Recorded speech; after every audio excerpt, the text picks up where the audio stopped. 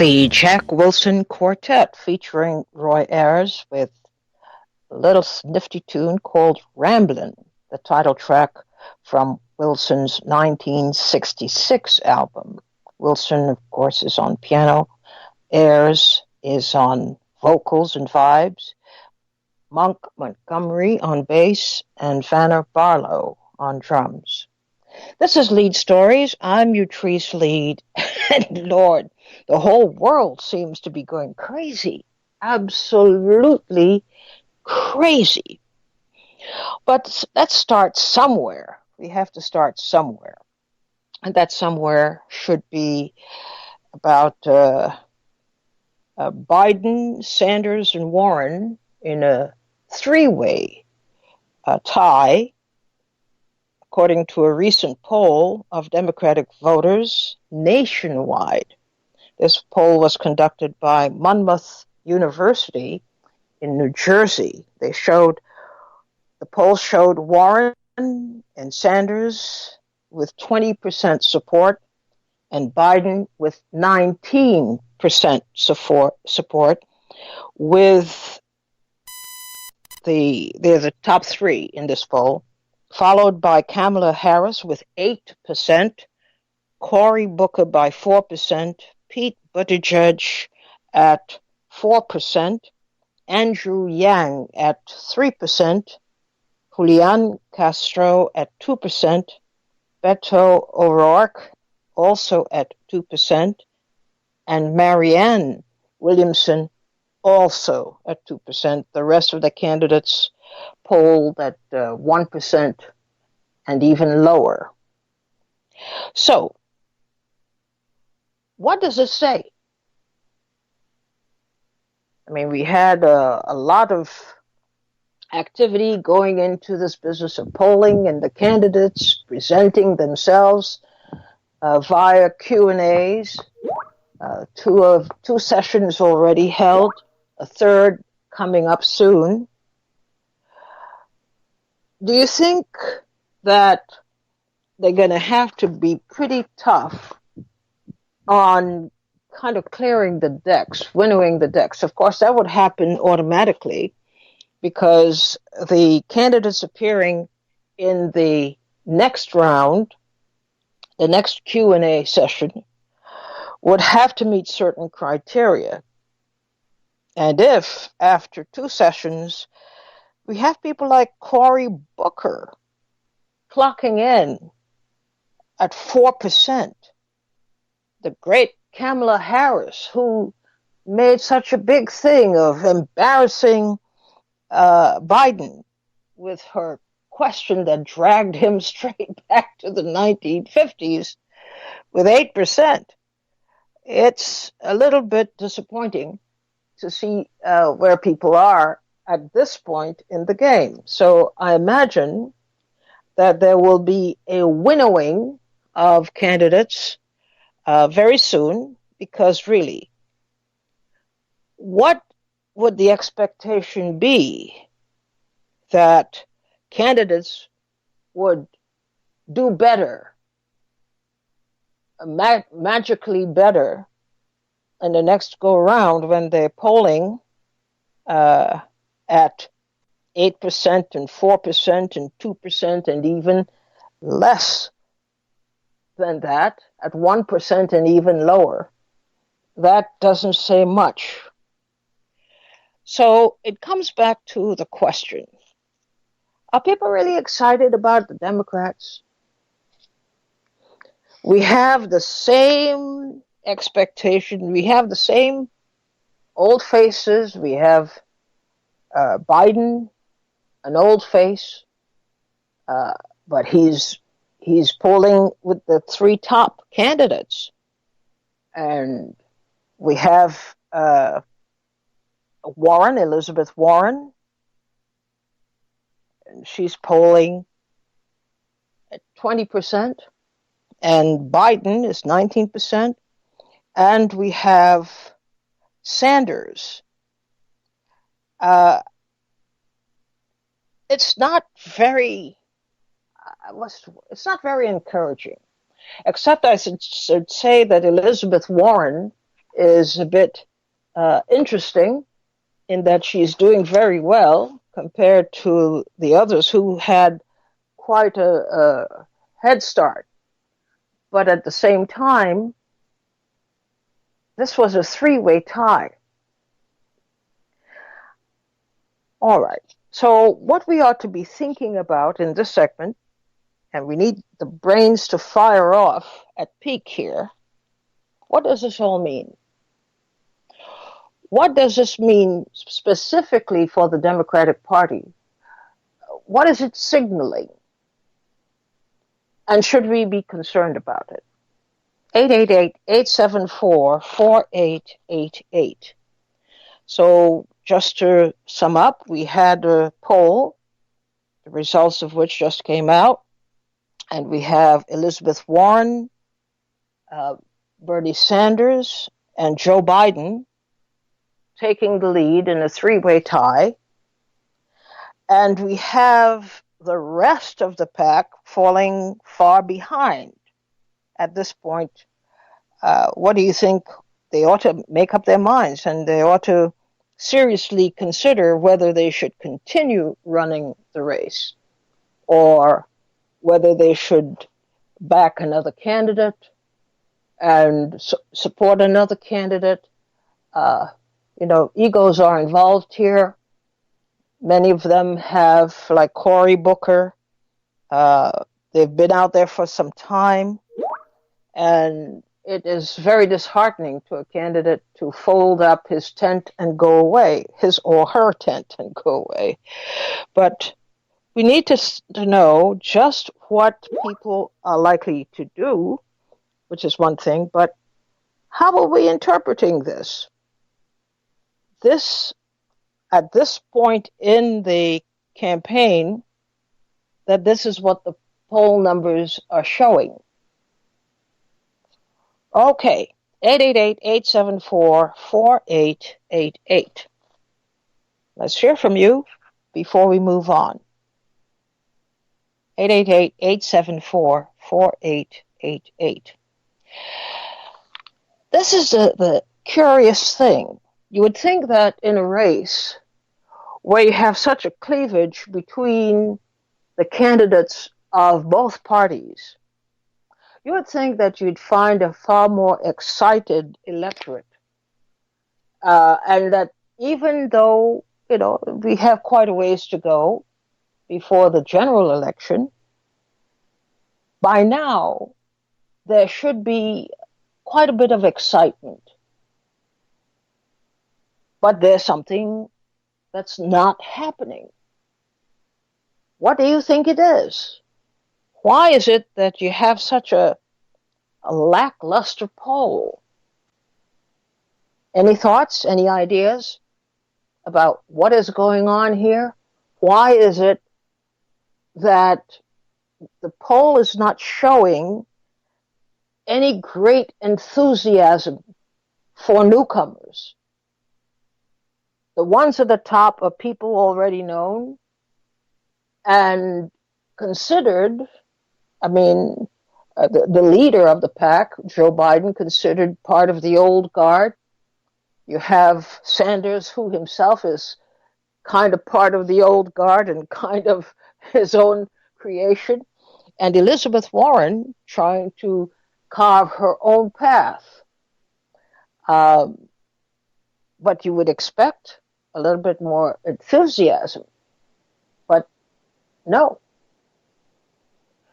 At this stage in the game, and with the kinds of dissatisfactions that we've discussed with Donald Trump, you would think that, there'd be quite a bit of interest in the Democratic candidates, and, a couple of them would really be showing to be tearing away from the crowd. In fact, they're right with it. Khalil, how do you see it from South Carolina? Good afternoon, Utrice. I hope you and everyone else as well. Thank you. I had a really rough start today. I had a muscle problem. Right. Oh, sorry to hear that. Yeah, me too. Yeah. At least it's not the other thing. I know. It's not the other thing. That's great. I know what you mean. It's hard being in pain. It's difficult. That's Oh yeah. man, and it's a kind of pain where every nuanced move, you don't even know that you're making a move, but Oh, suddenly you find yourself screaming because you made, just a twitch, and you're it's in moments like serious that pain. that make us appreciate our good health, and we take it for Yes, granted when we feel fine. That you know what I and mean? yes, indeed, yes, indeed. So, how are you seeing this picture? I like your question. I think there's a lack of enthusiasm because apparently this is just my opinion, but apparently the DNC was not conciliatory enough, not contrite enough. They didn't make a good enough case to explain why Bernie Sanders really was the most popular candidate yet, because they're a private entity, the DNC, and they just decided that they wanted to run a flawed candidate in Hillary Clinton, and you see what happened.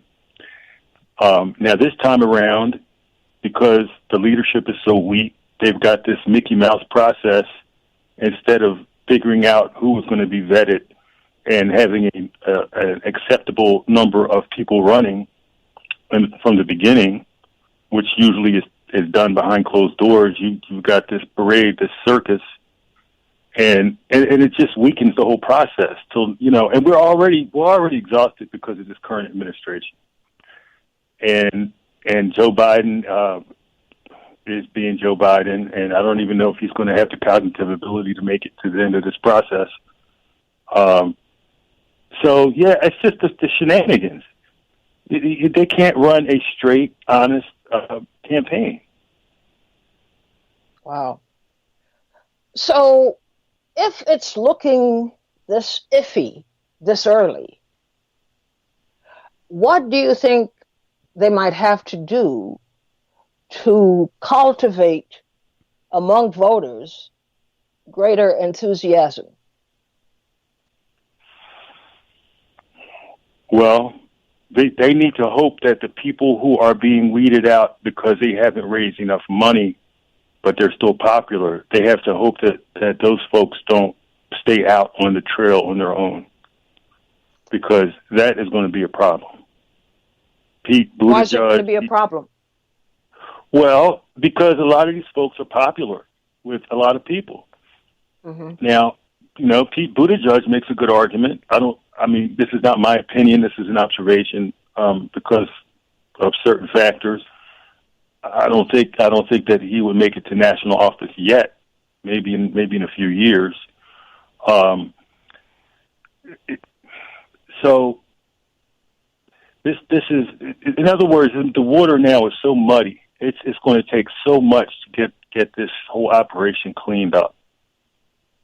Does it surprise you that in the midst of all of this critiquing that we're doing, they have quite a bit to work with? And this is why, all the more, you look at the polling results and it's kind of depressing. They have an unpopular president, so people are really turned off, except, the people who are the diehard Trump supporters.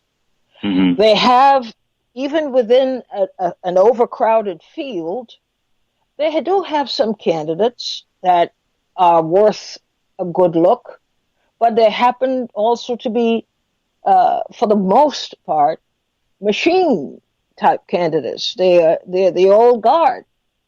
Nobody so far has emerged as a fresh, new face with new ideas and bringing in under the Democratic banner, just by way of intense interest on the part of voters, a whole new crop of people.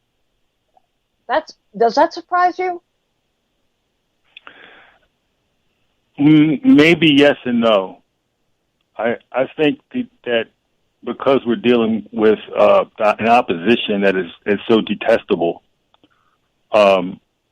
that's making folks want to lean toward a corporate type of candidate. People want normalcy.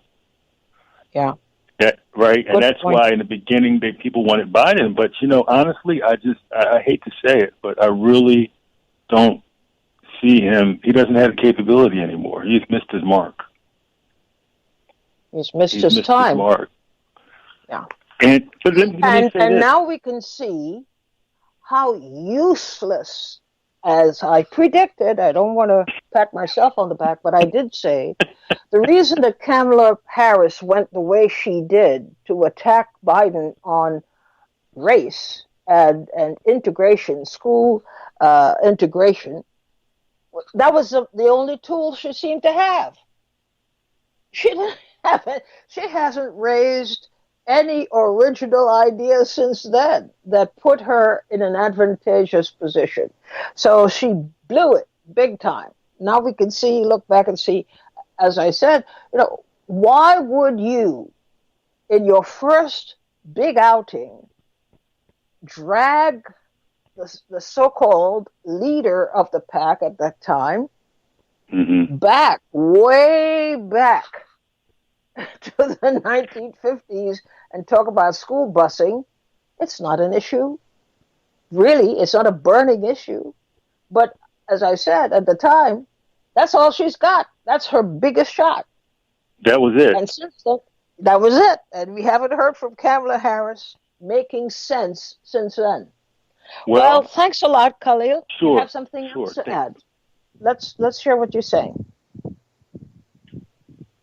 Oh, he's gone. Willie from Brooklyn, you're on the air. Beloved sister, how are we? Oh, we are okay.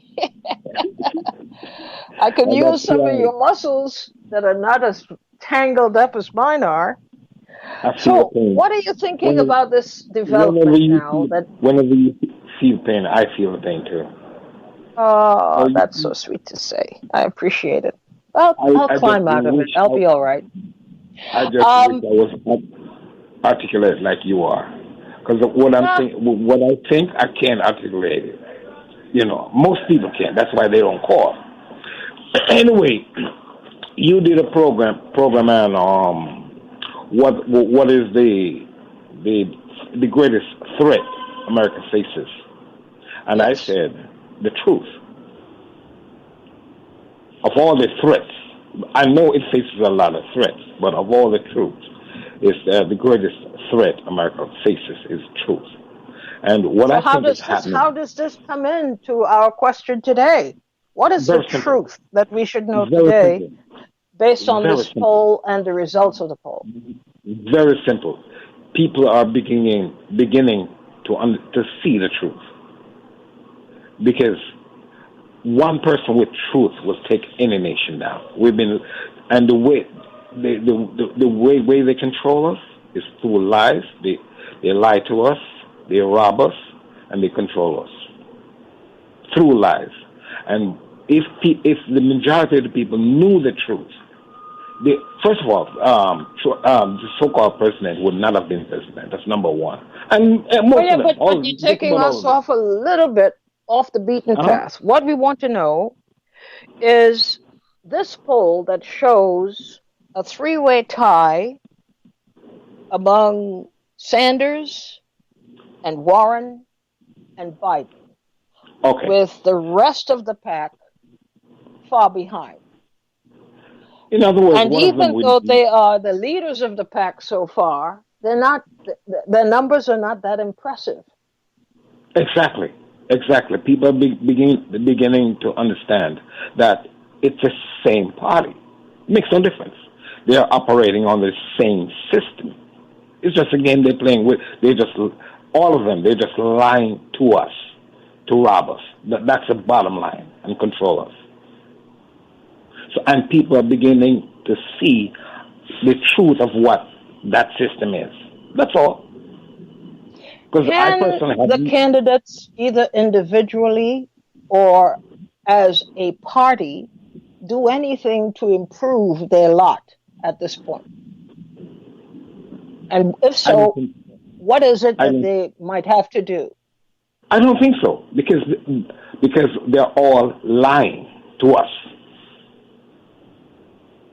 maybe the only thing they could do, and they operate within that system, which is designed to control and rob us. And they cannot speak the truth on that. We have to have a party outside of that system. Well, some of the candidates, specifically referring to at least two of the candidates, Warren and Sanders, have been touting since the previous election their cards, their progressive cards, and in the case of Sanders, their democratic socialist cards, to indicate they are not dyed-in-the-wool Democrats, that they have a different view. They have a different way of seeing things. They have different priorities. They see the future differently. That doesn't count? Absolutely. He has to say that. He did that the last time. Have you forgot? You're the one that exposed it. He did it last time. He's coming back again.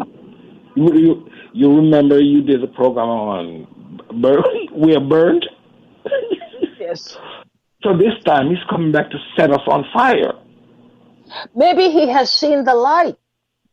Maybe he has something different to offer, but at least for the moment, Biden is in the way, and his real opposition, at least for now, is Elizabeth Warren. You have exposed her with her apology. I can't get away. I can't even get you to entertain just a typical question. When you expose her, when you present us with the truth, you'd have to pay a brass monkey to go along with these people. And this is why, again, the American people are beginning to see the truth. It's just one party. That's all. And they're fed up with it.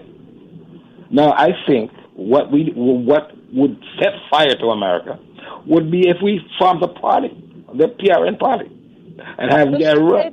Whether they want to or not. It's too late. Whether they want to or not. It's too late to form a party right now that could do any, make any serious headway in the 2020 elections. It's too late. And so we have to live with what we've got. Or not. One of the two. Thanks, Willie, for calling in today. You're welcome, my sister. Peace.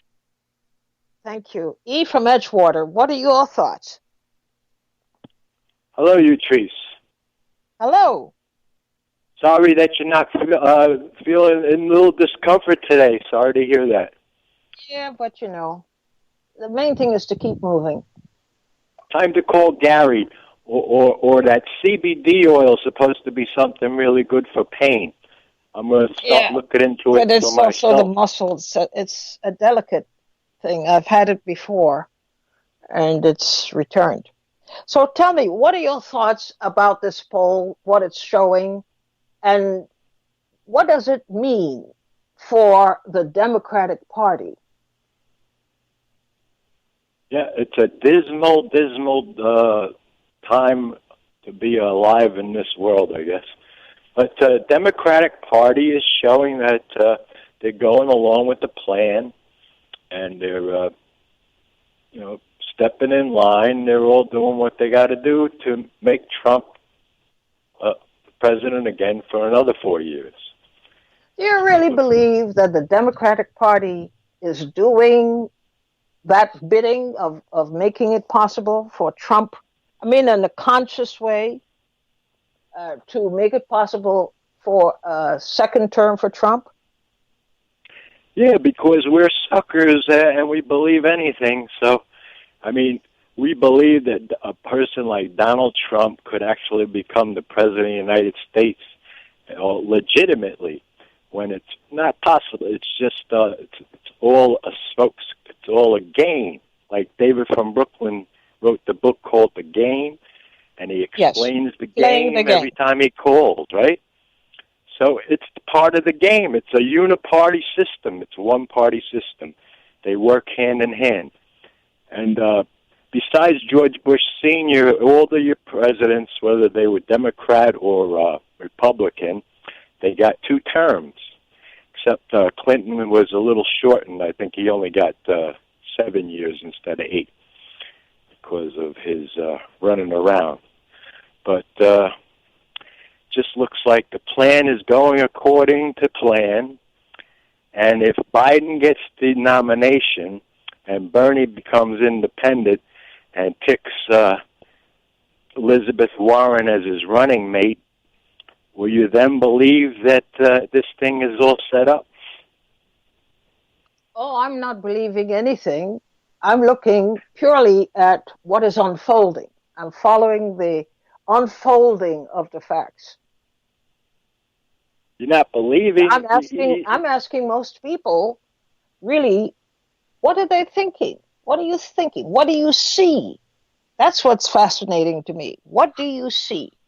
We're getting facts, we're getting figures, we're getting polls, we're getting interviews, we're getting coverage, we're getting all kinds of things to sway our opinion one way or another. How are you thinking, even with all of this? What are you thinking right now? Thinking that this is also preposterous, that I can't even believe as human beings who are supposed to be intelligent are actually buying this crap. And it's been going on for who knows how long, but at least since Kennedy has been shot. And we're not really informed about what's really going on because they don't want us to know. They're not going to tell us, come right out and tell us what's going on, really. So we have to just go along with it, I guess. There's all right. Not much. We'll see what people think of your opinion. David from Brooklyn, you're on the air. Afternoon, your trees. Oh. I've been thinking about this discussion this afternoon, that is. It is part of a very, very successful system of governance by the ruling class in this country. And I just have to reinforce the fact that this is in no way a democracy. It is run by the ruling class, the plutocrats, the people at the top. And this illusion of having democratic elections and the creation of this system of having a one-party state, which we do have, with 2 divisions, so-called Republicans, and the other Republicans light called the Democrats. That's what it is. Whoever gets the support of those who rule, or I would say those who essentially benefit from the person who's selected as president, has to be vetted. And that's what we see. We don't see a situation where the people see how he's vetted by those at the top. So they're allowed, the so-called candidates, quote unquote, to present certain things to the people. Every one of them have some proposal that some may be even progressive, but they mean nothing because you can always propose something, and if you get in there, you don't have to do it, or you can find some way to say that it can't be done, or one group or the other is blocking it in the legislative process. That's what you tell the people. But the important thing you have to let those in power know is that you're down with the game, which is keeping those at the top and ruling, and benefiting like they are now and continue to do. And that's the important thing. So people like Sanders and Biden and Warren, they've got a little more name recognition than the other people down on the bottom of the so-called poll. And, people see them and say, oh, I like what they're saying, but it means nothing because the ruling class is going to put its influence in, and they will tolerate Biden. He's down with the ruling class system. They will tolerate Warren. She may say a few progressive things that don't have to come into force. And she would probably be down with the ruling class. And Bernie Sanders, he's got a kind of a checkered record, especially on foreign policy and war and that sort of thing. So, I think the ruling class could accept any one of those people and keep the system as is in place, a system that is designed to benefit the corporations, the oligarchy, the ruling class that created the country, created the Constitution in force, and keep the people thinking they have illusion of having democracy. That's Just what the I same, think about. It's the same, David. We have an issue. And the issue is there's an election afoot. And there has to be some kind of movement, at least if only to let people know that the Democratic Party, which is very different, they would say, from the Republican Party and so forth, that it is proceeding. We have some objective conditions to look at and consider where we can put this poll into place. It tells us something. I mean, it tells us that the supposed leader has fallen, slipped down quite a few notches. That's Biden. It tells us that two others have gone up in the polls, and that is Sanders and Warren. They both have gone up in their poll numbers. So that's a very significant thing, because supposedly Biden... And, they are still in the game to the extent that the ruling class, as I see it, would be able to deal with them. So whoever is in that position has a chance at running in the Democratic Party, or so-called Democrat Party. And I think the thing that people need to understand is that whichever division of this one-party system is there to benefit that ruling class at the top. That's the main priority. The things that people want, no one asks anybody about it. They just come out and throw out a few things that they think will draw the attention of the people. But the situation is that the ruling class must have power to maintain the status quo. And that's what we have going. So we get all excited about going down and pulling the lever for somebody, but the thing remains the same, and that's whether you have Republican or Democrat in power. They're so easily, the people are so easily drawn away their attention to things that don't have to do with the real situation, which is dealing with the ruling class and putting the bridle on them for the benefit of all the people who live in the country. The parties do not represent the interests of the masses of people, and people have to get it, and most people don't. So, they're able to fool people most of the time.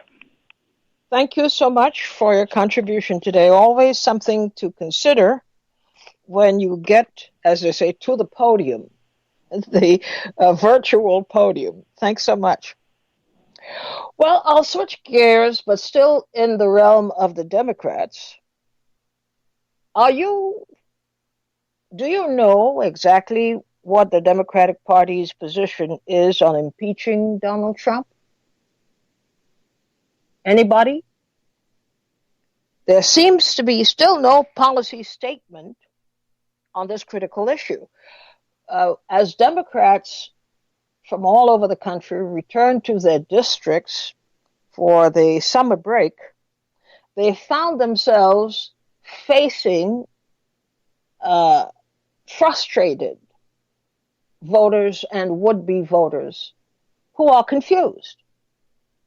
Is the Democratic Party interested in proceeding with the impeachment of Trump? Does it have a policy statement?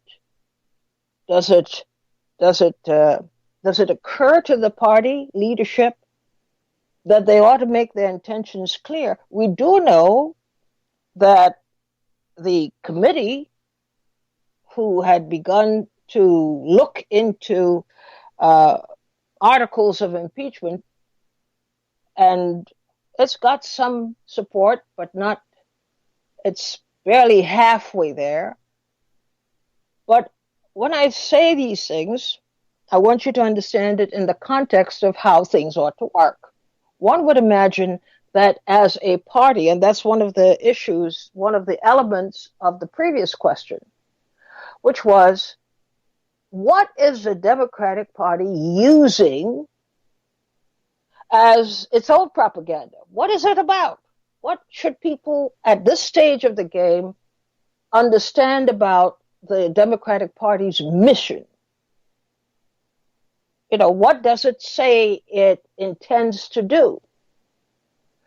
It seems to be so fragmented. You have the leader of the party who is saying one thing, and Nancy Pelosi has said, and she said it repeatedly, she is not interested in an impeachment of Donald Trump. She thinks it's going to be too divisive, too traumatic, and what she's actually saying is that she doesn't know. She hasn't said it this way, but you could read between the lines of her statement that she fears the Democratic Party at this point cannot muster the muscle to make it a sure thing. And besides which, she's interpreting the move by others in the party to proceed with an impeachment hearing that would then develop the formal articles of impeachment to be presented to the Senate. She's saying that she doesn't have the faith. She doesn't think it would work, that it would fly, that it would get the necessary support.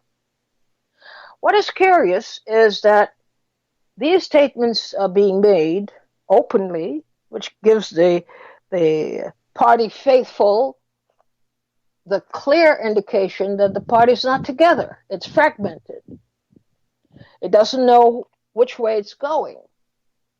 And number two, if there is to be an impeachment, they got to hurry it up because Trump's term will end very soon, sooner than they are realizing. So that's the issue. What exactly is the Democratic Party's position, an articulated position, so that all these people all over the country who were facing down Democratic representatives in the past weekend or so, as they come back home for their summer break, they're asking the same questions. We have no clue where you stand. And the reason you have no clue on where these people stand is that they are terrified of going off on their own and making their own statement. They are terrified of angering the leader of the party. What is your view on this? Are you sure that you have a handle on what the Democrats are about with respect to the impeachment of Trump, even though we know there is an effort afoot to gather support in the House under Gerald Nadler to look at this matter? And even though we know that Nancy Pelosi, the leader of the Democratic Party, has voiced repeatedly her opposition to impeachment. Are you confused about where the party stands? Do you think other people in the party or who vote Democratic, do you think that they are confused as to where the party is going? 888-874-4888. Let me hear what you're thinking. I want to know because, part of what's going on here is that it's everything and nothing at the same time. The political arena, everything and nothing. Ed from Queens, what are your thoughts? Yeah, good afternoon, Utrice. How you doing? Okay, thank you. How are you? Hanging on by my thumbs. Hanging on by my thumbs. And this is by your thumbs and not your toes. Not my toes. Not yet, but it's coming. The Democratic Party is in a disarray. I honestly don't believe they have any intention of impeaching Donald Trump or even bringing the proceedings forward, even though they should. You're fading in and out, so you need to be right on top of the mouthpiece. Hello, can you hear me now? Yes, indeed. Yeah, I believe that the Democratic Party is in total disarray, and they have no intention of bringing impeachment proceedings against Donald Trump. I think they want to wait until this farce of a primary goes through, and hopefully they're hoping that there's so much discontent with this individual in the White House that they'll get in on a humble. But they have no real platform. They have no real vision. You're fading in and out, Ed. Hello? Can you hear me? Yes, you're fading in and out, suggesting that you're moving your mouthpiece a lot. So sometimes you're strong and sometimes we can hardly hear you. I don't know. I'm not moving the mouthpiece. Is this better? Okay. Like I said, the Democratic Party has no vision. They have no focus. And they're just trying to get in on a humble. They figure that there's enough discontent in the country with this individual that they will just be able to win by default, which is not sure. But we need to get something going. We need to get some type of new political movement afoot with some real conviction and some real interest in the people, because these two parties are a sham, and they've been that way for a long time. Can a new party realistically achieve significant inroads, significant enough to translate into actual power in the political world? Not now, but over time. It's going to be a persistent and extended period. I mean, that struggle. That struggle is persistence. Struggle is vigilance and constant persistence, and that's what's got to happen. I mean, that's the only way this is going to change. Personally, I believe the whole system needs to be destroyed. Capitalism, American-style capitalism, world-style capitalism, is fettered in slavery, blood, and violence. And you can't. All right, but that's the big philosophical picture. I'm talking about here's where we are right now. Mm-hmm. Tell us what the reference point ought to be right now. Is it worth it to pursue impeachment of Trump? Is it better to just lay low or, in fact, get out of the party? Is it worth it to confront openly Nancy Pelosi and the governance of the party?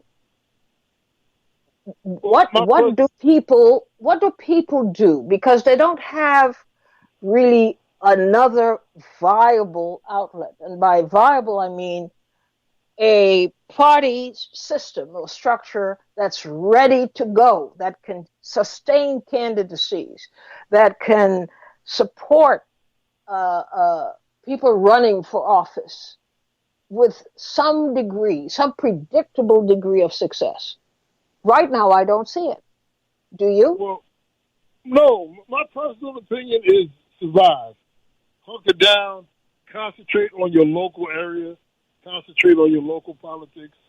Do what you can there, because that's where you can be the most effective, and that has a real staying and resonant value on your life. Like the saying goes, all politics is local. Concentrate on the local area.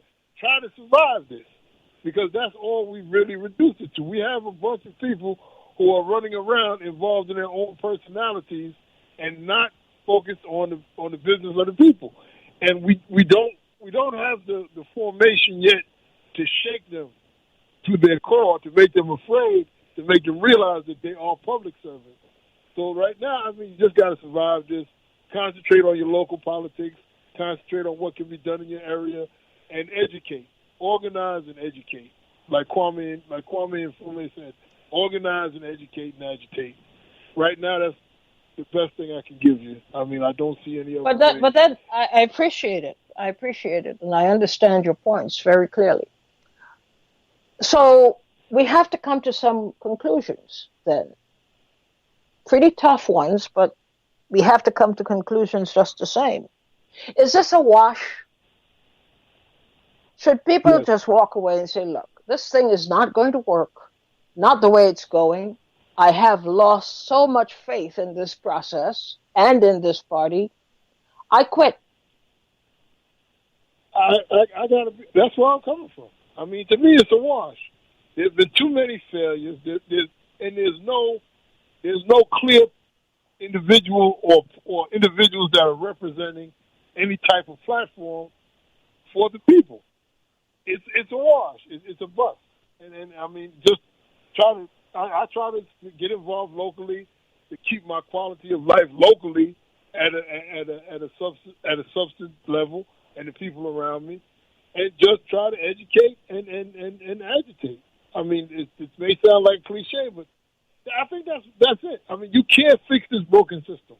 It's beyond repair, and it needs to be. Well, we've been talking about the two main parties, the Republicans and the Democrats. Are there other parties that, with a push and a shove, could in some way affect what we are discussing as the inevitable outcome? Well, not in what I would call immediate time, but eventually. I mean, the Green Party, the Workers' Party in New York. There are remnants and there are embers, but they got to be the flames have to be fanned, and it's going to take time. It's going to take patience. It took a long time to get this way, and the old saying goes, "Rome wasn't built in a day." It took a long time to get this way, and it's going to take a long time to change.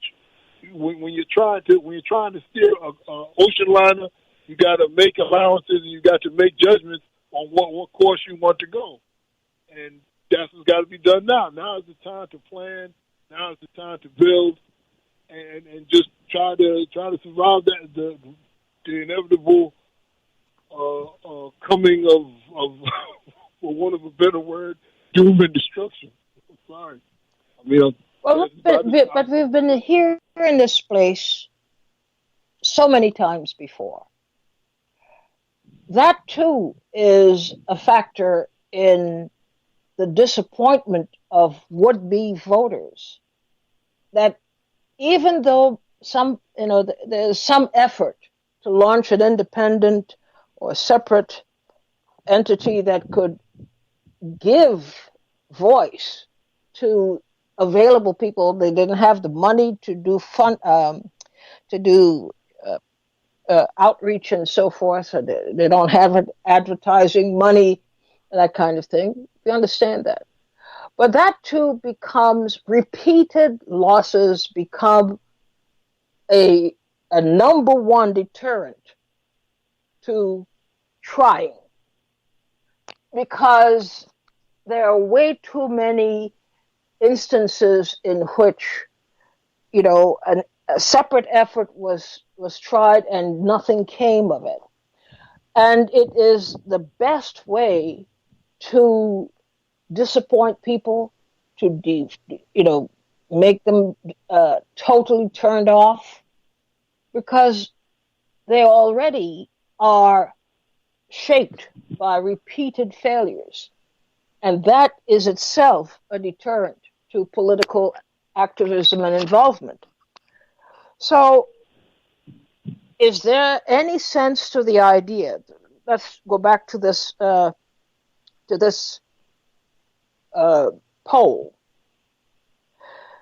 From the people who came into the poll with any kind of numbers at all to speak of, is it better to look at what you have in the full spectrum of what you have, whether they polled high or whether they polled low, but whether they polled at all, and from that group you cultivate new leadership from that group, because there are some who have presented themselves as having the potential of leadership.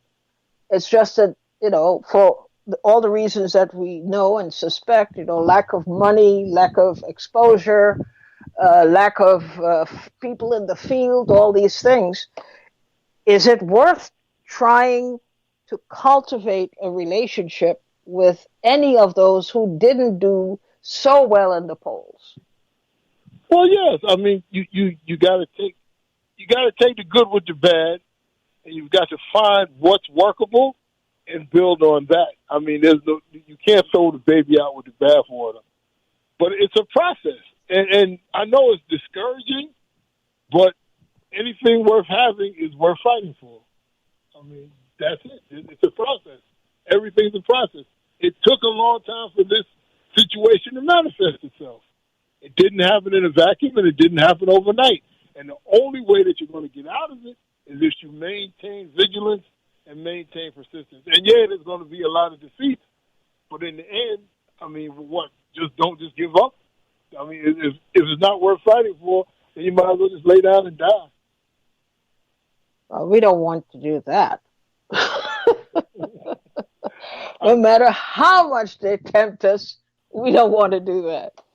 That's my point. You got to keep struggling. That's it. Have a good day. Thanks for calling in. Thank you.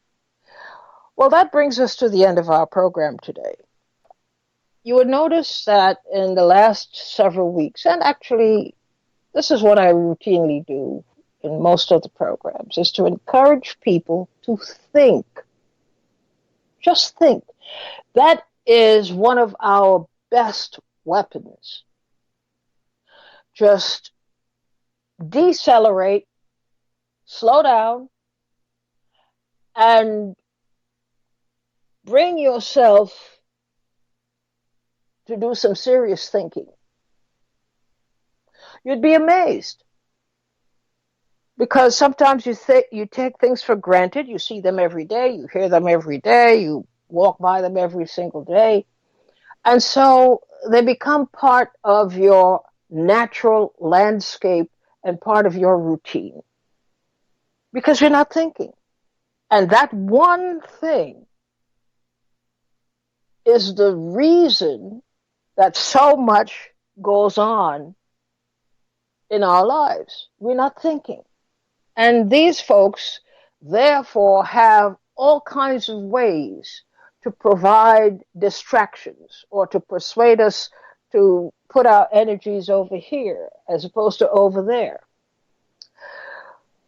And a good example, we didn't get to it today, that doesn't mean we won't get to it, is with this Epstein story.